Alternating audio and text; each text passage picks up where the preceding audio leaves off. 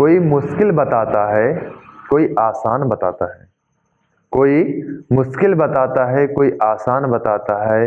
ये मैथ है जनाब, इससे हर कोई डर जाता है। ठीक है, तो मैथ से डरना नहीं, हम आपके साथ हैं। क्लास 10th का वीडियो बनाने जा रहे हैं और जो पहला चैप्टर आपका वास्तविक संख्या के साथ है। हम लोग करेंगे आज शुरुआत क्लास 10th के पहले चैप्टर वास्तविक संख्या के बारे में। और मैं जहां तक जानता हूं, जितने भी लोग मेरे वीडियोस को देखोगे, सभी लोग पहला काम करना है, आपको वीडियो लाइक कर देना है, चैनल को सब्सक्राइब कर लेना अगर पहली बार आप लोगों ने देखा है। ठीक है, और शुरुआत हो जाएगा आज से, और ये लगातार हो सकता है। आपके पास टाइम भी ज्यादा नहीं बचा है, कुल मिलाकर के 30 यानी 3 महीने आप अप्रॉक्स अभी बचे हुए हैं। 3 क्या 2.5 महीने में मान के चलता हूँ, और 2.5 महीने का मतलब हो गया सिर्फ और सिर्फ आपके पास 75 दिन है। कितने दिन? 75 से 80 दिनों में हम लोग इस पूरे के पूरे किताब को खत्म करेंगे, साथ में आंसर भी लगाएंगे, कई क्वेश्चन ऐसे लेंगे जो पेपर में आया हुआ है। ठीक है, खूब अच्छे तरीके से तोड़ फोड़ मचाएंगे ताकि बहुत ही अच्छा हम लोगों का एक्सपीरियंस हो सके। ठीक है, चलो अब हम शुरू करते हैं वास्तविक संख्याएं। बेटा जहां तक आप लोगों को वास्तविक संख्याएं पता होंगी, वास्तविक संख्याएं ज्यादा कोई कठिन नहीं है। वास्तविक संख्याएं बहुत ज्यादा कठिन नहीं। वास्तविक संख्या में अगर आप लोग बहुत ही अच्छी तरीके से देखोगे तो आपको क्या मिलेगा कि वास्तविक वास्तविक जिस चीज को हम देख सकें वो वास्तविक कहलाता है। और ये 2 संख्याएं होती हैं जो कि हम जिंदगी भर पढ़ते हुए आए हैं। कौन कौन सा? परमेय और अपरमेय। अपरमेय संख्या। ठीक है, चलो अच्छा, वास्तविक संख्या का निर्माण कैसे होता है? ठीक है, चलो वास्तविक संख्या का निर्माण। वास्तविक संख्या में कुछ चीजें ऐसे पॉइंट हैं, पॉइंट ऑफ व्यू जो आपके समझ में आना चाहिए। ठीक है, धनात्मक और ऋणात्मक संख्या भी होता है। क्या होता है? धनात्मक और आपका जो ऋणात्मक संख्याएं होती हैं, ऋणात्मक, ये संख्याएं क्या होती हैं? आपकी वास्तविक संख्या होती है। ठीक है, अब धनात्मक और ऋणात्मक थोड़ा सा यार मामला गड़बड़ हो रहा है। ऋणात्मक कभी मान के चलो ऐसे मिल जाए, रूट वाली संख्या, √-2 लिखा हुआ, तो क्या ये वास्तविक संख्या है?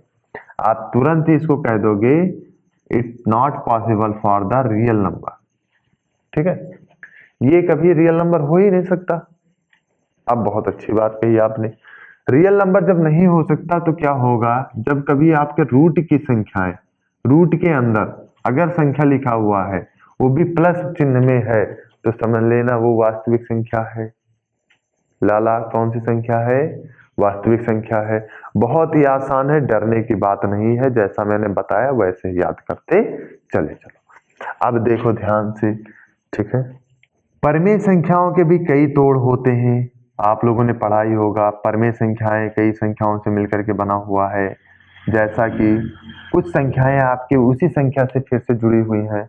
आपने पढ़ा होगा एक भाज्य संख्या, आपने पढ़ा होगा अभाज्य संख्या, आपने पढ़ा होगा सम संख्या, विषम संख्या। ये जितनी भी संख्याएं होती है, चलो एक लाइन में हम इसको लिख लेते हैं। ठीक है, देखो आपकी भाज्य संख्या, अभाज्य संख्या, ठीक है, आपका सम हो गया, आपका विषम संख्या हो गया, ये सब संख्याएं हैं। आपका पूर्णांक हो गया, आपका पूर्ण हो गया, और आपका प्राकृतिक संख्या हो गया।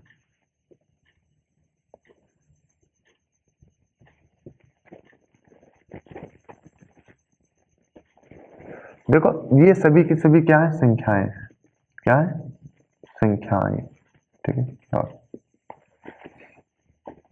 इन सभी चीजों को आप ध्यान में रखिएगा। देखो मैथ कोई कठिन नहीं है, मैथ को कठिन आप लोग सोचते हो, सोचना नहीं है। लास्ट में फिर से एक शायरी सुनते हुए जाना। ठीक है, यहाँ पर क्या हो जाएगा? ये आपका भाज्य संख्या। अब देखो भाज्य संख्या कंफ्यूजन, भाई साहब भाज्य क्या है, भाज्य क्या है? मैं बता रहा हूं ना भाज्य क्या है। देखो भाज्य संख्या वह संख्याएं होती हैं जो जिनका मतलब मान के चलो जिनका एक और स्वयं के अतिरिक्त भी कई गुणनखंड हो। ठीक है, जो जिसको हम बोलते हैं प्राइम फैक्टर। ठीक है, जिसके अभाज्य गुणनखंड कितने हो? कई हो। ऐसा नहीं कि वो अकेला ही हो, कई होते, उन्हें हम कौन सी संख्या कहते हैं? भाज्य संख्याएं कहते हैं। अच्छा, अपरिमेय में आपका क्या आता है? ये रूट वाली जितनी भी संख्या है, वर्गमूल वाली, वर्गमूल। लेकिन वर्गमूल अगर ज्ञात कर रहे हैं तो वो अभाज्य संख्या उसके बीच में होनी चाहिए। क्या होनी चाहिए? अभाज्य संख्या। या कौन सा होना चाहिए? इसके साथ में पूर्ण वर्ग वाली संख्या नहीं होनी चाहिए, पूर्ण वर्ग नहीं होना चाहिए, नहीं होना चाहिए। तो वो सब क्या कहलाएंगे? आपके वर्गमूल में आपका आ जाएगा अपरिमेय संख्या। और सबसे अच्छा उदाहरण एक और होता है पाई। तुम्हारा तो क्या होता है? पाई। पाई आपका अपरिमेय होता है, लेकिन जो पाई का मान होता है 22/7, ये क्या है? आपका परिमेय है। ध्यान से सीखना, कोई एक भी पॉइंट छूटना नहीं चाहिए, ध्यान से सीख लो, ठीक है। अब आगे देखेंगे, इसमें हमारा यहाँ पर अभाज्य संख्या भी आ गया है। अब अभाज्य संख्या को क्या कहेंगे? भाज्य संख्या तो हो गया, अभाज्य संख्या ऐसी संख्या है जिसका स्वयं और एक के अतिरिक्त कोई भी उभयनिष्ठ गुणनखंड ना हो। आपको पता है 5 हो गया, 7 हो गया, 11 हो गया, 13 हो गया, इन सभी का अपने स्वयं के अतिरिक्त और कोई नहीं गुणनखंड है। जैसे मान लो 1, 3, 5, ठीक है। लेकिन 1 को नहीं काउंट किया जाएगा, यहाँ पर 2 को काउंट किया जाएगा, क्योंकि 1 ना तो भाज्य है और ना ही अभाज्य है। 1 का गुणनखंड ओनली 1 होता है, इस वजह से उसको ना भाज्य में लिया गया ना अभाज्य में लिया गया, ठीक है। चलिए और आगे बढ़ते हैं हम लोग। अब सम को देखते हैं। सम संख्या कौन सा होता है? सम संख्या कौन सा होता है? ऐसी संख्या जो 2 से क्या हो जाए? विभाजित। क्या हो जाए? विभाजित। उसे हम क्या कहते हैं? सम संख्या कहते हैं। इसके आगे क्या दिया गया है? आपका विषम संख्या दिया गया है। विषम संख्या, विषम संख्या है जो 2 से विभाजित ना हो, 2 से विभाजित ना हो। और एक चीज ध्यान रखना, विषम संख्या का नियम यह होता है कि किसी भी विषम संख्या में 2 जोड़ो, कितना जो 2 जोड़ने पर विषम ही प्राप्त होगा, प्राप्त होगा। ये आप लोग ध्यान रखना। यही नियम आपका यहां पर भी अप्लाई होता है। अगर सम है तो सम में 2 जोड़ने पर सम ही प्राप्त होगा। क्या प्राप्त होगा? सम ही प्राप्त होगा। बेटा इतना समझ में आया? ठीक है। पूर्णांक के बारे में बात करते हैं। पूर्णांक क्या होता है? बेटा जो आप लोगों ने पढ़ा होगा क्लास 6 में या हो सकता है 5th में ही मिलना शुरू हो जाता है। जब कभी हम जीरो, कोई संख्या दिया गया जीरो के पहले भी पढ़ते हैं कि संख्याएं हैं, जीरो के पहले भी क्या है? संख्याएं हैं, तो वो सब क्या कहलाता है? आपके पूर्णांक। क्या कहलाते हैं? पूर्णांक। और जीरो के बाद में भी तो संख्या होती है बच्चा, इसको तो हम लोग पढ़ते ही हैं, तो इसमें कोई दिक्कत नहीं है। अब जो चीज हम जानते हैं उसको सीखेंगे, जो चीज हम जानते हैं उस चीज को हम लोग सीखेंगे, जो चीज नहीं जानते उसको भी सीखेंगे, ठीक है। चलो बच्चा, अब आपको पता है पूर्णांक। पूर्णांक तो पता हो गया, लेकिन पूर्णांक में भी एक चीज और आपको मिलता है, वो है पूर्ण संख्या। क्या मिलता है? पूर्ण संख्या। अब पूर्ण संख्या क्या होता है बच्चा? जो जीरो से काउंट करने वाले नंबर्स होते हैं, 0, 1, 2, 3, 4 डॉट डॉट डॉट इन्फिनिटी, ये क्या होता है? आपका पूर्ण होता है। क्या होता है? पूर्ण होता है। जो पूर्ण संख्याएं हैं इसमें कोई ज्यादा डिस्टरबेंस वाली चीज ही नहीं है, ठीक है। कोई डिस्टरबेंस वाली चीज ही नहीं है, बहुत ही आसान है। सिंपल भाषा में आप देखना तो बहुत ही आसान लगेगा। चलो ठीक है। प्राकृतिक संख्या मैंने थोड़ा सा उल्टा इसमें पढ़ दिया है, आप लोग ध्यान रखना उस चीजों को, ठीक है। अब आप देखो प्राकृतिक संख्या। प्राकृतिक संख्या में क्या होता है? जो हम जिंदगी में शुरू में जब छोटे रहते हैं, घर वाले हम लोगों को डांटते हैं, गिनती याद कर ले बचुआ, गिनती याद कर ले तो जिस गिनती को हम लोग याद करते हैं उसी को हम लोग प्राकृतिक संख्या कहते हैं। प्राकृतिक संख्या भी आपका हो गया, जैसा कि आप लोगों ने यहाँ पर देख ही लिया है, हर एक पॉइंट मैंने लिख दिया है, आपके समझ में आ ही जाएगा। अब चलो कुछ और चर्चाएं करते हैं। यहाँ पर मैंने लिखा था धनात्मक, क्या लिखा था? धनात्मक। कोई बात नहीं बच्चा, इतना आप लोग नोट कर लिए, इतना आपके समझ में आ गया। अगर समझ में आ गया तो कमेंट कर दीजिए सर समझ में आता है, ठीक है। आप लोग कमेंट जब करते हो तो यहाँ से दिल मेरा खुश हो जाता है, बहुत ही ज्यादा मन करता है कि फिर और आगे वीडियो बनाएं, आप लोगों के साथ हमेशा जुड़े रहें इसी तरीके से मजेदार वीडियो के साथ में, ठीक है। चलिए अब आगे शुरू करते हैं। जो चीज यहाँ पर ध्यान रखना, ये सारी चीजें इंपॉर्टेंट हैं आपके क्वेश्चन के लिए, इंपॉर्टेंट है। इन्हीं के साथ में और भी कई चीजें हैं, उनको भी मैं बता दूंगा। पहले यहाँ पर जितना भी चीज मैंने लिखा है इसमें से जो चीज एक्सप्लेन करने वाला है उसको मैं एक्सप्लेन कर दूं, डरो मत, ठीक है। धनात्मक संख्याएं क्या होती हैं? जीरो से ऊपर वाली जो संख्याएं होती हैं, जीरो से ऊपर वाली जितनी भी संख्याएं होती है वो धनात्मक होती है। और ऋणात्मक कौन होता है बच्चा? ऋणात्मक कौन होता है? डरने की बात नहीं है, इसमें भी बहुत ही आसान है। आसान क्या है? जो ऋणात्मक संख्या होती है जीरो से नीचे होती है, क्या होती है? जीरो से नीचे। तो जो जीरो से नीचे वाली संख्याएं होती हैं वो है आपके ऋणात्मक। इतना बच्चा समझ में आ गया? स्क्रीनशॉट ले लो या नाम जो भी आपको लिखना है वो लिख लो कॉपीज में, ठीक है। चलिए अब आप लोगों का ये हुआ खत्म। अब हम थोड़ा सा और आगे बढ़ते हैं। जैसा कि आप लोगों ने पढ़ा ही होगा, जब चैप्टर शुरुआत होता है उसी टाइम बता दिया गया कि इसमें आपका एलसीएम, एचसीएफ और वास्तविक संख्याएं जो कुछ होंगी, 2-3 संख्याएं, उनके बारे में भी बात किया जाएगा, ठीक है। तो उसको भी हम लोग सीख लेते हैं। चलो अब हम देखते हैं एलसीएम और एचसीएफ को। देखना है, समझना है, कॉपी में उतारना है, उतारोगे और ज्यादा समझ में आएगा, ठीक है। एलसीएम और एचसीएफ किस चीज का होगा? दो संख्याओं का होगा। कितनी संख्याओं का? दो संख्याओं का। हम यहाँ पर 3 की बात नहीं करने वाले हैं अभी, यानी कि 3 के साथ में भी यही चीज अप्लाई करो। तो देखो 3 के साथ में अप्लाई करने का मतलब क्या हुआ कि पहले आप फर्स्ट को करोगे, फर्स्ट सेकंड दो साथ में करोगे, फिर लास्ट में तीसरे वाले को करोगे। इस तरीके से भी किया जा सकता है।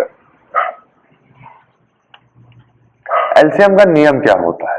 ध्यान देना, हमेशा एलसीएम जो होता है वो वस्तु का दो संख्याओं का, मान के चलो दो संख्याओं का उभयनिष्ठ तो होगा ही होगा, उभयनिष्ठ होगा ही होगा, लेकिन सबसे बड़ी घात को लिया जाएगा, ठीक है।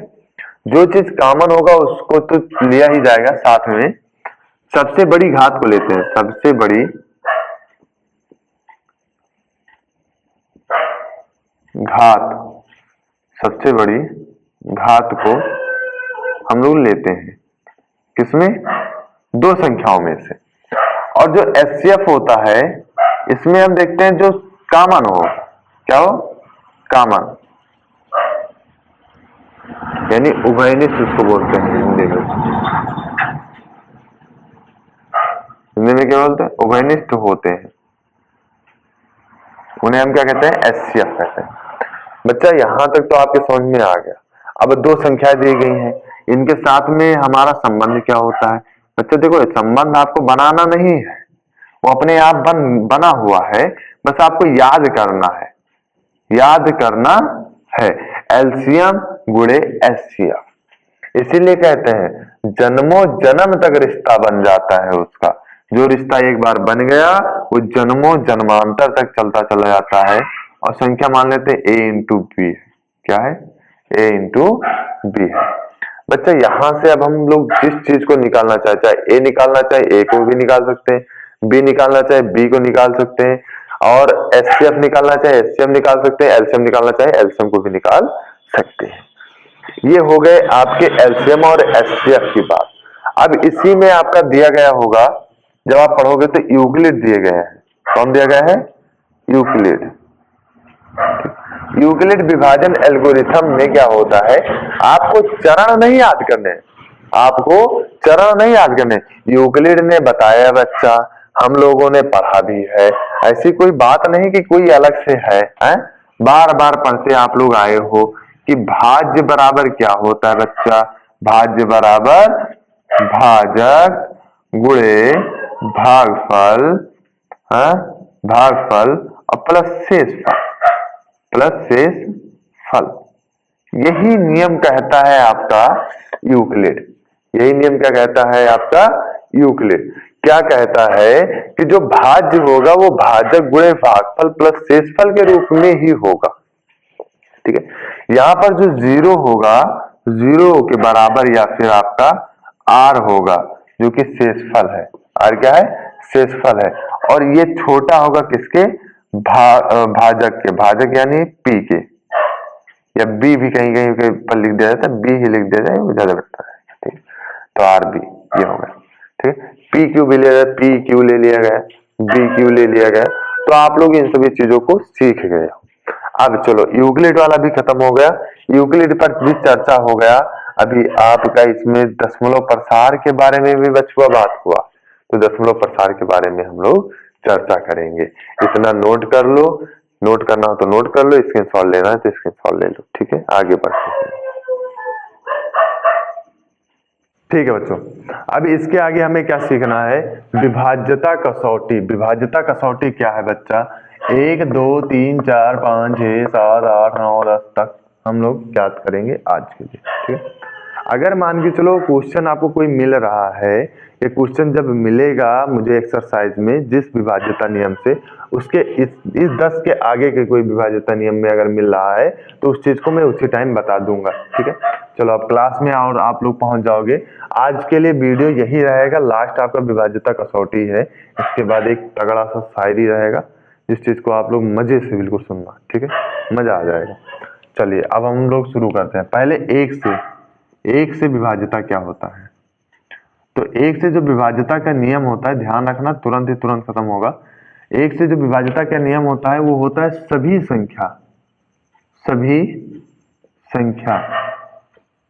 संख्याएं एक से विभाज्य हो जाती है। ठीक है, अब दो से विभाज्यता के लिए, दो से विभाज्यता का नियम, विभाज्यता के लिए, अब दो से विभाज्यता के लिए कोई ज्यादा कठिनाई नहीं है बच्चा, इसमें भी ऐसा ही कुछ ही है।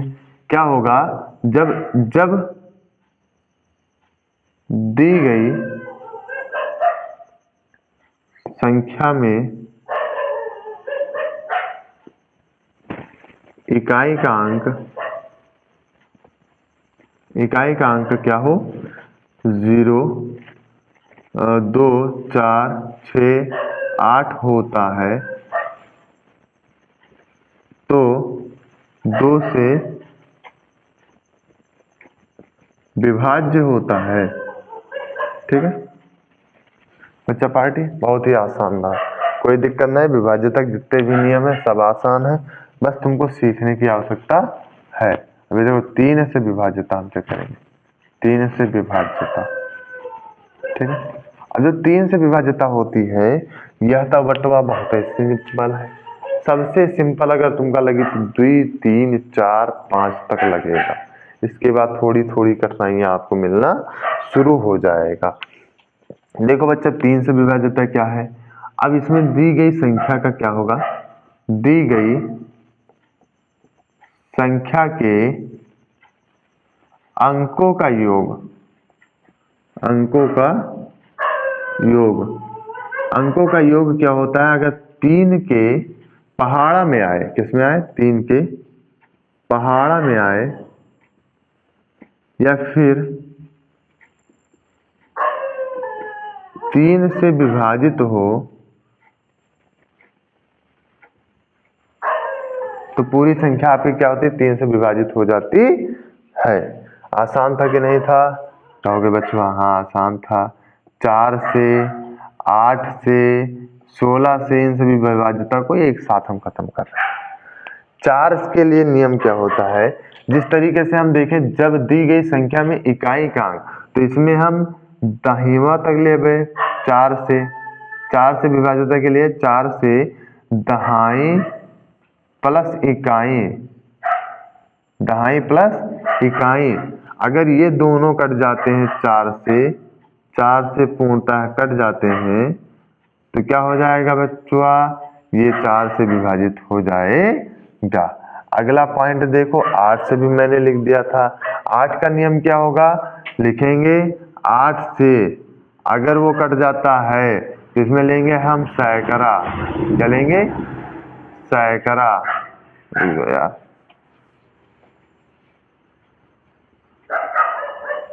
सैकड़ा, ठीक है।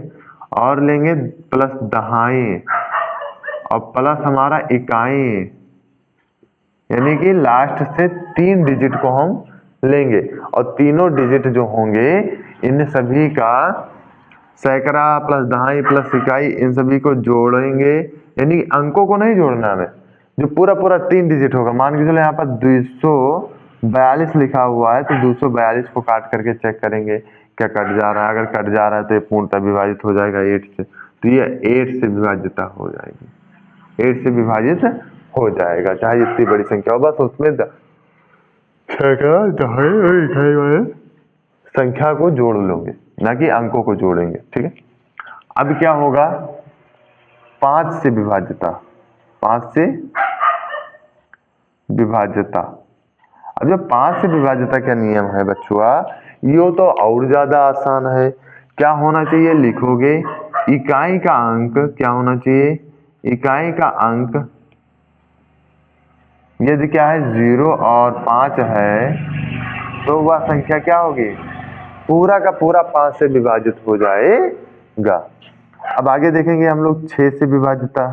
6 से विभाज्यता, दो नियम आप लोग जानते ही हो, कौन सा, ये दोनों का प्लस करो झम्म दे और यहाँ पर ले 6 के साथ में कर दो, वही नियम तुम्हारा बन के तैयार होगा।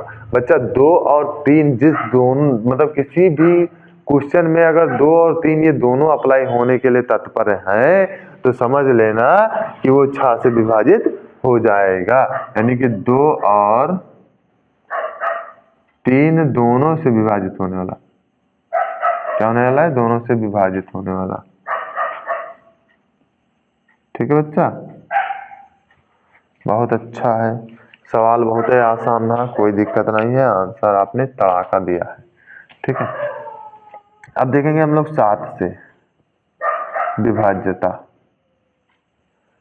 7 से विभाज्यता का नियम क्या होता है, मान के चलो आपका 4 2 7 दे दिए, लेकिन 7 से यू कटा थे कि नहीं कटा थे हमका नहीं आता, तो एक काम करते हैं, हम ले लेते हैं 14 या फिर यू नहीं लेते, हम ले लेते हैं 343, जो कि हमें पता है 3 का क्यूब और 7 का क्यूब है, क्या है, 7 का क्यूब है। आसान है, कठिनाई नहीं है, कठिन है तो आसान नहीं है, आप लोग जानते ही हो। अब 343 को हमें, इसमें क्या होता है नियम कि ये जो लास्ट वाला डिजिट हो इसमें 5 का मल्टीप्लाई करो और जोड़ दो, तो क्या हो जाएगा 34 प्लस आपको क्या हो जाएगा 5 से 15।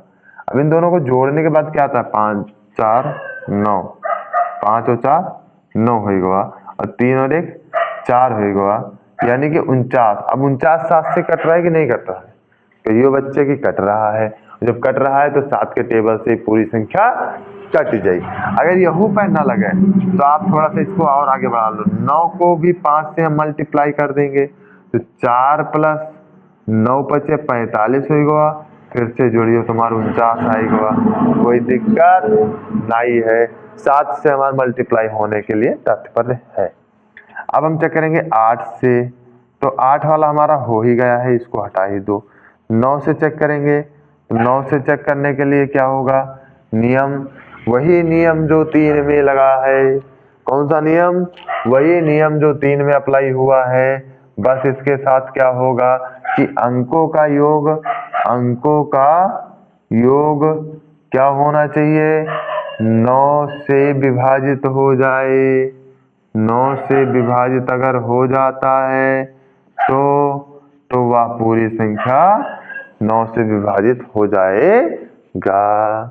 अब 10 से विभाज्यता देखते हैं बच्चा। 10 से जो विभाज्यता का नियम होता है वो सबसे ज्यादा अच्छा है, क्या होता है, सबसे ज्यादा अच्छा होता है। अब 10 से जो विभाज्यता है लिखेंगे इकाई का अंक, अगर इकाई का अंक 0 है तो वह संख्या किससे कट जाएगा बच्चा? 10 से। किससे कट जाएगा? 10 से। ये रहा आज का क्लास आप लोगों का। आशा है कि आप लोगों को बहुत ही बेहतरीन तरीके से समझ में आया होगा। और जैसा मैंने बताया था कि आप लोगों को लास्ट में एक बहुत ही बेहतरीन मैं शायरी आपको सुनाऊंगा, तो वो शायरी है कि डरते रहे हम जिंदगी भर, डरते रहे हम जिंदगी भर मैथ के सवालों से, मैथ के सवालों से। अब डर कैसे लगे, अब डर कैसे लगे जब हम पढ़ने लगे मैथ के मतवाले से, मैथ के मतवाले से। तो आज का क्लास यहीं पर खत्म होता है। मिलते हैं हम लोग नेक्स्ट क्लास में। डेट आप लोगों को पता ही है, नेक्स्ट डे आपको वीडियो मिलता रहेगा, ठीक है। जिस डेट को यहाँ पर वीडियो बनेगा उसके अगले दिन आपको यूट्यूब पर मिल जाएगा एट द मॉर्निंग 6 बजे, ठीक है। 6 बजे मिलेगा आपको। सो करके उठोगे, आराम से पढ़ लेना, बिंदास से पढ़ लेना, खूब आराम से, मजा आ जाएगा। तब तक के लिए बाय बाय, जय हिंद, जय भारत। मिलते हैं हम लोग नेक्स्ट वीडियो।